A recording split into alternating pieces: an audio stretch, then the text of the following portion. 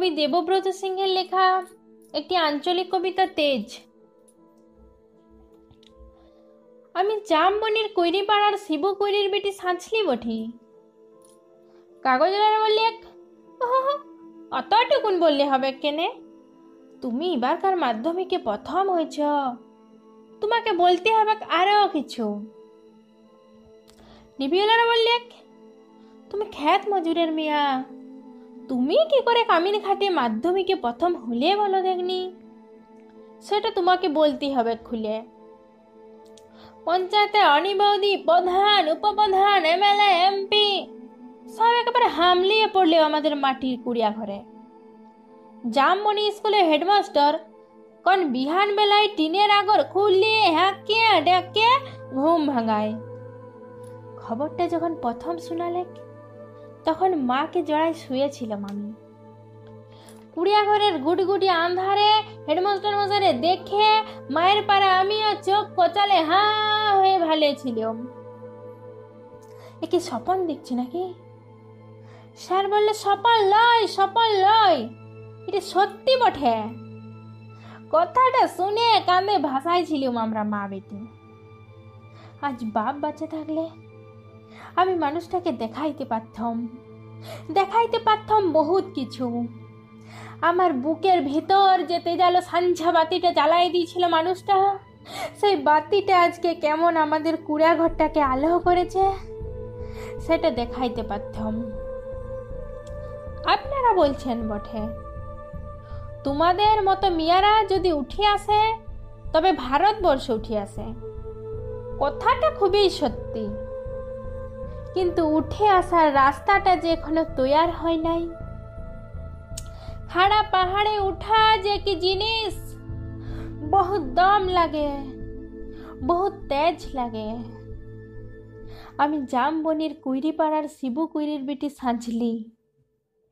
যখন থেকে হুঁশ হয়েছে তখন থেকেই শুনে আসছি বিটি না মাটি। ঠাকুমা বলতে পরের ঘরে হিসাল ঠেলবে তার আবার লিখিয়া পড়া। গায়ের বাবুরা বলতে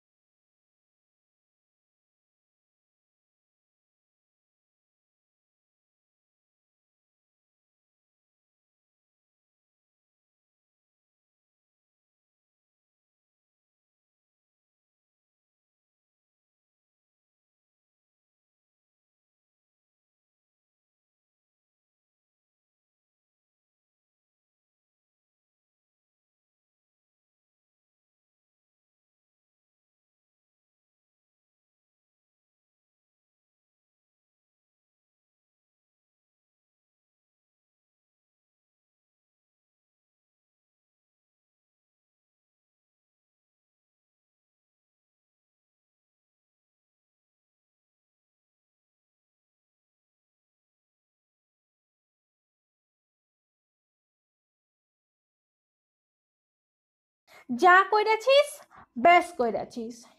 শুন, তোর মা, তোর মায়ের মা, তার মায়ের মা সবাই করেছে কামিনগিরি, বাবু ঘরে গোতর খাটাই খাইছে। তাতে হয়েছেটা কি? তাতে হয়েছেটা কি? ই